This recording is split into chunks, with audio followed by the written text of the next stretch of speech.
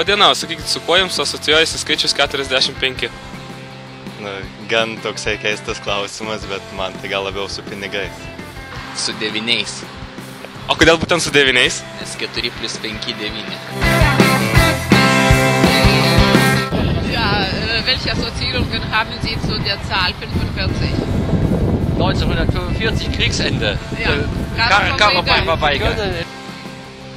Balotelių. Su amžium. Kodėl būtent su amžium? Todėl, kad tokia amžiaus žmonės būna. Tarpinis įvertinimas senovės sovietinėje mokykloje.